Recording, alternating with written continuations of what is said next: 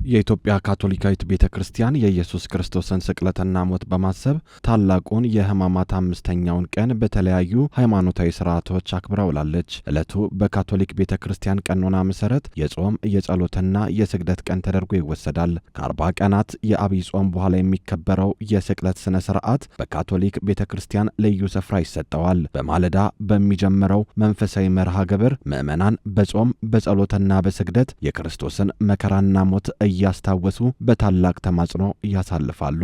የኢትዮጵያ ካቶሊካዊት ቤተክርስቲያን ሊቀ ጳጳስ ብፁዕ ካርዲናል ብርሃነ ኢየሱስ ሱራፌል ስቅለት የሞት ብቻ ሳይሆን የክርስቶስ የፍጹም ፍቅር መገለጫ መሆኑን አጽንኦት ሰጥተው ተናግረው የሰው ልጅ የዳነበት መንገድም መሆኑን ጠቅሰዋል። ጌታችን መድኃኒታችን ኢየሱስ ክርስቶስ በአርብ ስቅለት የዋለውን ስቃይ፣ ግርፋት ሁሉም የምናስታውስበትና መሰቀሉንና መቸንከሩን መቀበሩንም የምናስታውስበት ዕለት ነው። ምክንያቱም በስቅለቱና በሞቱ እንዳዳነን ስለምናምን ነው። በደሙ ስላዳነን እርቀ ሰላሙን ማውረዱንም ስለምናምን ነው። ስለዚህ ይህ ቀን የኛ የመዳኛችን ቀን ነው።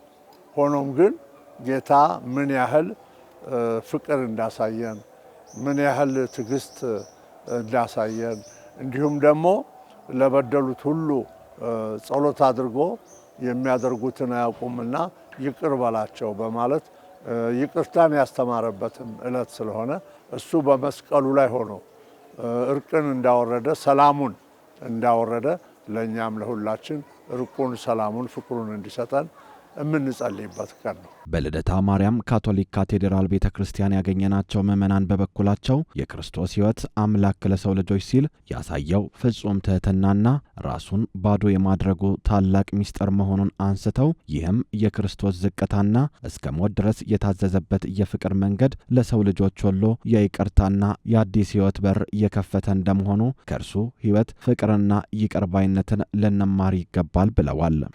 ጌታችን ኢየሱስ ክርስቶስ በመስቀል ላይ ተሰቅሎ የሞተው እሱ ኃጢአተኛ ሆኖ ሳይሆን ወንጀለኛ ወይም በደለኛ ሆኖ ሳይሆን ስለ እኛ በደልና ኃጢአት እንደሆነ እያስታወሰን እኛ ክርስቲያኖች ራሳችንን ዝቅ አድርገን በትሕትና ክርስቶስ ለኛ መንገድ እውነትና ሕይወት ሆኖ ለኛ ሕይወትን እንዳስተማረው እኛም በሕይወታችን ራሳችን ዝቅ አድርገን እግዚአብሔርን ማክበር እንዳለብን እንማራለን። ትልቁ ነገር ያ ታሪክ ብቻ ሳይሆን ሕይወትም ነው።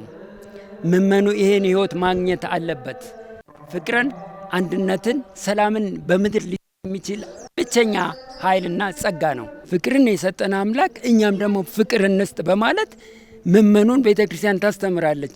በዚህ መንፈስ ነው እንግዲህ ዛሬ ስቅለትን በተለይ ይህን ሳምንት የክርስቶስን ሕማም እያሰብን የምንጸልየው። በሞቱ በስቅለቱ ይህንን ይቅርታ አስተምሮናልና ሰዎች በምድር ላይ ያለን ይህንን በማስተዋል በይቅርታ ተምረን ሁላችንም ይቅር የምንባባልበትን መንገድ ብንይዝ ለእኛም መልካም ይሆናል ማለት ነው። የኢትዮጵያ ካቶሊካዊት ቤተክርስቲያን ሊቀ ጳጳስ ብፁዕ ካርዲናል ብርሃነ ኢየሱስ ሱራፌል ክርስቶስ ለሰው ልጆች ድህነት ሲል ራሱን አሳልፎ በመስጠቱ ፍጹም ትሕትናን እንዳሳየ ጠቅሰው ምዕመናን ይህንን የፈጣሪን ፍቅር በማሰብ በሕይወታቸው ይቅርታንና ሰላምን እንዲለማመዱ ጥሪ አቅርበዋል። ምዕመኑ ደግሞ በዚህ ቀን መማር ያለበት በጾም በጸሎት በስግደት ንስሐ በመግባት በኃጢአቱ በማዘን ከጌታው ጋር እሱም ደግሞ እርቅ የሚያወርድበት ቀን ነው። ንስሐ ሁል ጊዜ ጸጋ ነው። ከጌታ ጋር የምንታረቅበትና የጌታን ጸጋ የምናገኝበት ዕለት ነው። ስለዚህ ንስሐ የገባ ሰው ደግሞ ፍቅር ይኖረዋል፣ እርቅ ይኖራል፣ የበደሉትን ሁሉ ይቅር ይላል፣ እሱም ይቅርታ ይጠይቃል። ስለዚህ እርስ በራስ ይቅርታ የምንጠያየቅበትና